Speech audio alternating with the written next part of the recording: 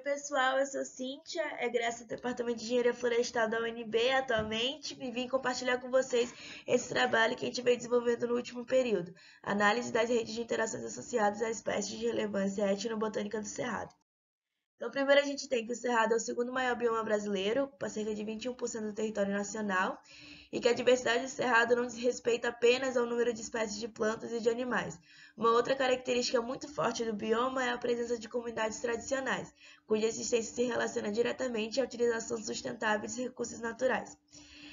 E uma vez que as interações entre animais e plantas têm um papel fundamental na sucessão florestal dos ecossistemas tropicais, compreender como opera a rede de interações frugívoras plantas auxilia na elaboração de estratégias e políticas públicas para a conservação do cerrado.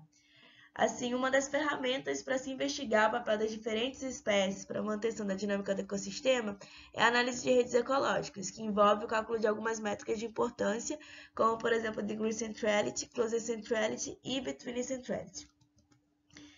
Bom, esse estudo, então, tem como objetivo investigar o papel das espécies de relevância etnobotânica para a manutenção da dinâmica do cerrado.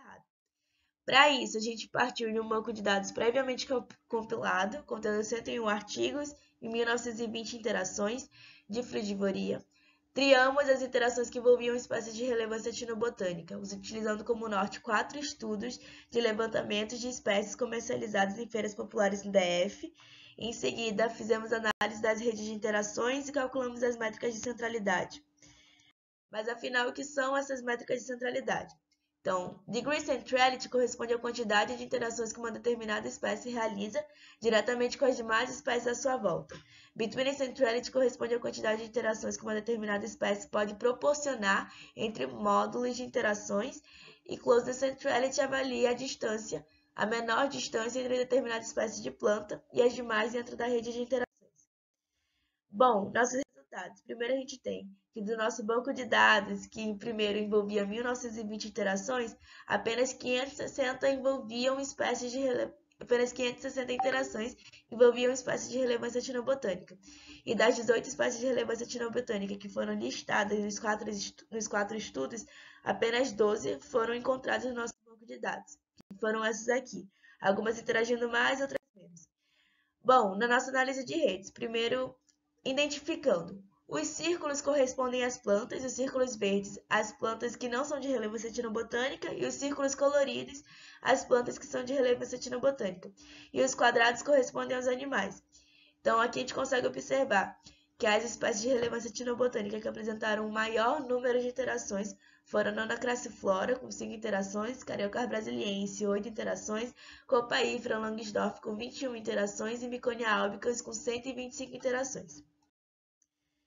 E aí, olhando para as nossas métricas de centralidade, degree centrality, aqui a gente observa que a Miconia albicans e a Copaífera Langsdorff foram as espécies que apresentaram degree centrality acima da média. Miconia albicans e Copaífera Langsdorff também apresentaram between centrality acima da média.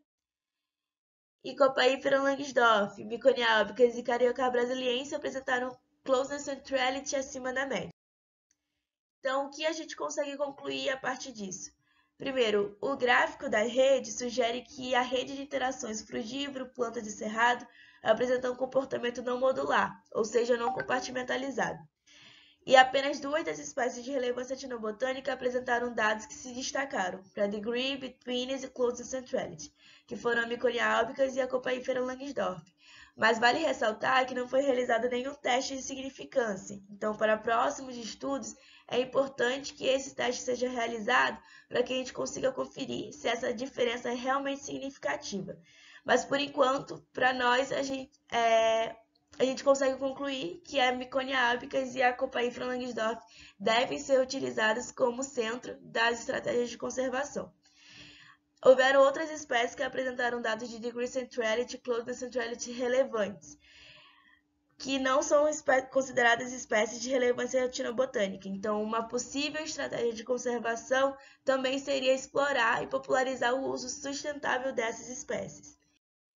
Bom, e por fim, gostaria de agradecer a todas as entidades que contribuíram para que esse projeto fosse possível.